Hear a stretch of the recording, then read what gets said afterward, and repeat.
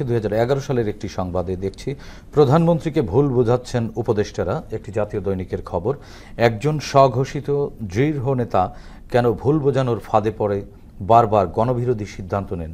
এটি কি নেতৃত্বের অযোগ্যতা নাকি অন্য কিছু? প্রথমত, যিনি একজন নেতৃত্বের অবস্থানে রয়েছেন তার নেতৃত্বের প্রথম জায়গাটাই হচ্ছে যে তিনি বিভিন্ন মানুষের উপদেশ গ্রহণ করবেন। তার যারা অ্যাডভাইজারি কাউন্সিল বোর্ড বা যারাই তার আশেপাশের নেতৃত্ব স্থানীয় মানুষরা রয়েছেন তাদের কথা শুনবেন, কিন্তু যখন তিনি সিদ্ধান্ত গ্রহণ করবেন সেই সিদ্ধান্ত গ্রহণের এখতিয়ার আসলে ওনার নিজের কাছে। ফলে যখন আমরা দেখি যে কারো কোনো সিদ্ধান্তের ক্ষেত্রে কোনো ভুল সিদ্ধান্ত গৃহীত হয়, সেটি যখন তার উপদেশ দাতাদের উপরে চাপানো হয়, তার অর্থই হচ্ছে আমরা একটা মিস লিডারশিপের কথা বলছি। এবং সেই মিস লিডারশিপের ফলে আমরা যিনি নেতৃত্বের পজিশনে আছেন, যেটি আমরা বিগত সরকারের সময় দেখেছি, তিনি যে সিদ্ধান্তগুলো নিয়েছেন সেই সিদ্ধান্তগুলোর দায়ভার তার নিজের উপরে যেমন বর্তায়, তেমনি তার আশেপাশে যারা রয়েছেন তার দল সহ বাকি সকল মানুষকে সেটার প্রভাব ভোগ করতে হয়, যেটি তারা ভোগ করেছেন। নেতৃত্বের জায়গাতে যখন আছেন, আপনার নিজের বিবেচনা বুদ্ধি ব্যবহার করে, এবং যিনি একদম নিজেকে খুবই প্রায় মার্গারেট থ্যাচারের মতন আয়রন লেডি ইমেজ হিসেবে সবার সামনে নিজেকে উপস্থাপন করছেন, তার তো আসলে ভুল উপদেশের ফলে তাকে মিসগাইড যদি করাও যায়, সেটিও আসলে একটা মিস লিডারশিপের উদাহরণ, নেতৃত্বের অযোগ্যতা। শেখ হাসিনা কি আসলে দক্ষ নেতৃত্ব ছিলেন না? তিনি কি নিজের দ্বারা পরিচালিত হতেন না? অবশ্যই দক্ষ নেতৃত্ব ছিলেন, এবং আমরা তো অনেকেই আসলে আশঙ্কা বোধ করছিলাম যে ওনার মানসিক অবস্থাটা কি পর্যায়ে রয়েছে, কারণ যেই ধরনের প্রতিক্রিয়া উনি দেখাতেন বিভিন্ন ঘটনার ক্ষেত্রে, এবং এক ধরনের ভিন্ডিকটিভ যেটাকে আমরা বলি, সেই ধরনের আচরণ ওনার মধ্যে ভীষণ রকমের ভাবে ছিল। ফলে এই এক ধরনের হিংসা, প্রতিহিংসার বশবর্তী হয়ে যিনি নেতৃত্ব স্থানে থেকে পরিচালনা করছেন দেশ, তার আসলে নেতৃত্বের যোগ্যতা তো বটেই, আমরা তার মানসিক অবস্থা নিয়েই শঙ্কিত ছিলাম। ফলে উপদেশ কারা দিচ্ছেন আর কারা দিচ্ছেন এবং তার প্রেক্ষিতে উনি কী সিদ্ধান্ত গ্রহণ করছেন, সেটার ফলে যে পরিস্থিতি তৈরি হচ্ছে, তার ফলে আসলে ওনার সামগ্রিক দল এবং আমরা ক্ষতিগ্রস্ত হয়েছি। ফলে এটা নিঃসন্দেহে নেতৃত্বের ব্যর্থতা, সেটিকে আসলে কোনোভাবেই ঢাকা সম্ভব নয়।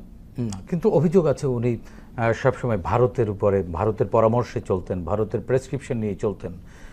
তাহলে এখানে এত উপদেষ্টা পরিষদ ঝাউস করে সাজাবার কি প্রয়োজন ছিল? আসলে বহির্বিশ্বের হস্তক্ষেপ যখন আমরা কথা বলি, সরাসরি তো আসলে হস্তক্ষেপগুলো সবসময় ঘটে না, সেটির পেছনে নানান রকমের কৌশল কাজ করে, নানান রকমের চ্যানেল কাজ করে। ফলে হয়তোবা ওনার উপদেষ্টা পরিষদের মধ্যেই এমন ব্যক্তিরা ছিলেন যারা ওই প্রেসক্রিপশনগুলো ওনার সামনে নিয়ে আসতেন, কিংবা তারা যখন উপদেশ দিচ্ছেন, তারা উপদেশ দেবার আগে হয়তোবা অন্য কারো উপদেশ নিয়ে ওনার সামনে এসে হাজির হচ্ছেন। আপনি হয়তো বলছেন কেন?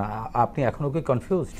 না, নিঃসন্দেহে না। আমি হয়তো বলছি যে যেহেতু কি প্রক্রিয়ায় ঘটেছে সেটির সামগ্রিক চিত্রটা আমাদের সামনে পুরোপুরিভাবে প্রক্রিয়া এটি ছিল আসলে। তাকে বলার অপেক্ষাই রাখে না, কারণ উনি যে ভারতে আশ্রয় পেলেন, ওনাকে যে ভারতে নিয়ে যাওয়া হলো, সেটি কিভাবে ঘটলো, সেই উপদেশ কে দিয়েছিলেন? কিন্তু ভারত তো বলছে একটা মানবিক জায়গা থেকে ওনারা আশ্রয় দিয়েছেন। মানবিক জায়গা থেকেই যদি তারা আশ্রয় দেন, আমরা তো বিশ্বের, বাংলাদেশের বহু রাজনীতিবিদকে রাজনৈতিক প্রতিহিংসার শিকার হতে দেখেছি।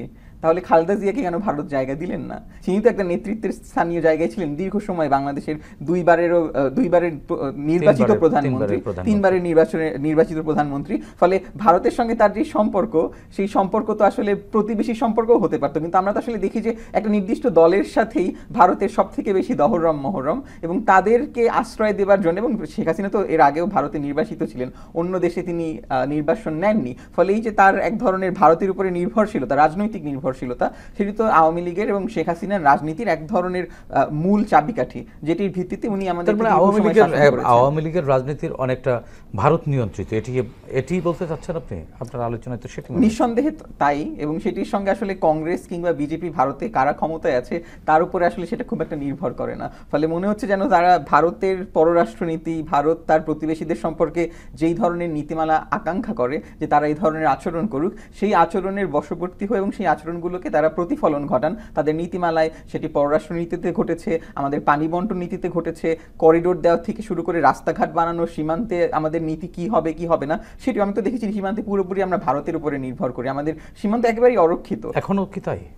আমি যতগুলো জায়গায় গিয়েছি সীমান্তবর্তী অঞ্চলে, আমি কেবলমাত্র ভারতের অঞ্চলের সীমানার মধ্যেই বিএসএফ এর উপস্থিতি দেখতে পেয়েছি। তারা একদম পুরো বর্ডার করে, সেখানে ভীষণ একদম আয়োজন করে যেটাকে নিরাপত্তা নিশ্চিত করবার যে প্রক্রিয়া, সেটি তারা জারি রেখেছে। কিন্তু বাংলাদেশের প্রেক্ষাপটে আসলে এই অংশে আমরা সে ধরনের কোনো প্রস্তুতি দেখিনি। উল্টো আমরা বর্তমানে বেশ কিছু এরকমের উদাহরণ আমরা সবাই দেখেছি, সোশ্যাল মিডিয়াতেও দেখেছি যে বিএসএফ যখন বিভিন্ন রকমভাবে মানুষজনদেরকে বাংলাদেশে অনুপ্রবেশ করানোর চেষ্টা করা হচ্ছে, সেখানে আমাদের বিজিবি এখন একটা শক্তিশালী প্রতিরোধমূলক অবস্থান গ্রহণ করছে। ফলে এই যে দেখুন যে একটা ভীষণ পরিবর্তিত পরিস্থিতি, যে আমরা এর আগে দেখেছি ফেলানি থেকে শুরু করে বর্ডারে যেই ধরনের হত্যাকাণ্ড ঘটতো, একদমই কোনো প্রকারের প্রতিবাদ ছাড়া, কোনো রকমের সামাজিক প্রতিরোধ ছাড়া সেটি ঘটতে দেয়া হয়েছে। কিন্তু এখন আমরা যে একটা পরিবর্তিত পরিস্থিতিতে প্রতিরোধ গড়ে তুলতে পারছি, এই প্রমাণ, এটাই আমাদের সামনে প্রমাণ করে যে আমরা আসলে ভারতের সঙ্গে একেবারেই নতজানু এবং এক অর্থে তাদের পররাষ্ট্রনীতি আমরা কায়েম করেছি। আমরা প্রায় তাদের প্রাদেশিক একটা রাষ্ট্রের মতন আমরা পরিচালিত হয়েছি।